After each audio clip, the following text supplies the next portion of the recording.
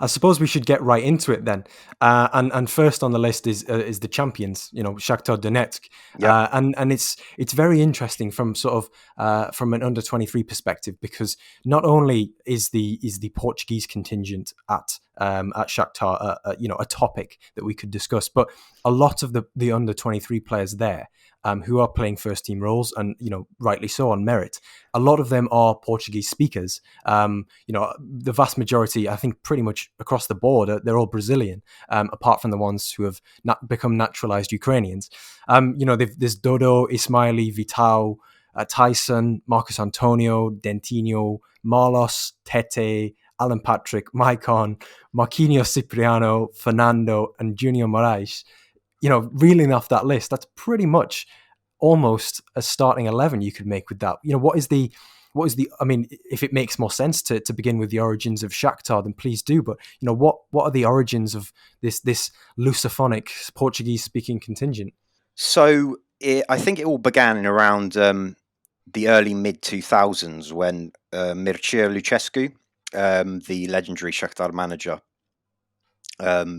took charge, and under his sort of tutelage, the club decided to start scouting quite heavily in Brazil.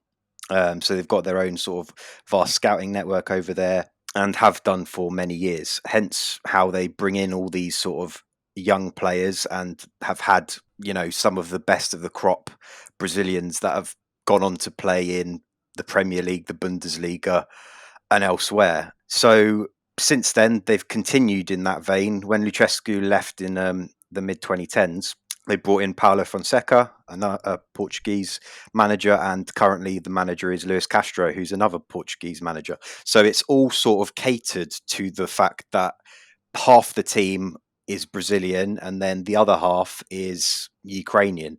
And I guess, it sort of varies. From the start, it was usually sort of Brazilian attackers, flair players, and like a stringent sort of Ukrainian defense. But now it's just a bit more fluid, where you get players all across the park, just interchangeable in those positions. And as those players that you've already mentioned as well, they're all over the pitch as well. Yeah, and I think it's right to mention that without those players, I don't think that Shakhtar would have had the dominance that they've had on Ukrainian football over the past decade or so. You only need to look at some of the names that have come through, the Luis Adrianos, the Fernandinho, who's obviously a now Manchester City legend. He's also a Shakhtar legend. I might be pushing the boat out a little bit there, but I think he's probably one of the more reputable players in the club's history. Willian was obviously at Shakhtar for a little while during his younger years. These players have sort of cut their teeth as in their developmental early 20s before going on to play in more major European leagues, but have shown that they can do it in the Europa League and Champions League with Shakhtar. I was reading a stat the other day, which was something along the lines of every season of the past 10-15 years, Shakhtar have reached the knockout phase of either the Champions League or the Europa League or the UEFA Cup or whatever it was back in the day, on sort of the last 10 or 12 seasons out of 15.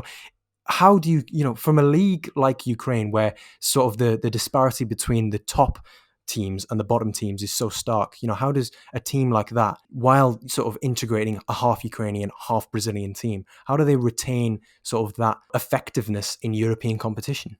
I guess up until 2013-14 season, the Ukrainian league was actually quite strong. They still had the other regular European entrants such as Metalist, Kharkiv, Dnipro, who've since folded.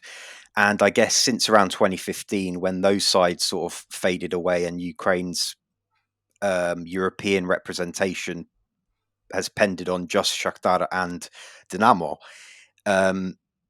it's become just more of the churning out machine of continuing with playing with a lot of Brazilians who provide usually the goals, whereas the Ukrainians in the squad provide a bit more organisation, either through veterans such as Pyatov, Stepanenko, and that sort of stuff. However, I guess maybe most prominently this season, their squad is very aged in the sort of top experienced senior players, and it sort of looks like it's coming to the end for a lot of those players, like such as Marlos, Junior Marias, Tyson, ones that have been sort of stalwarts and have helped the club get through those European knockout stages year on year. It looks like their sort of time is waning and it's not really helping, hence why they're sort of struggling domestically this season.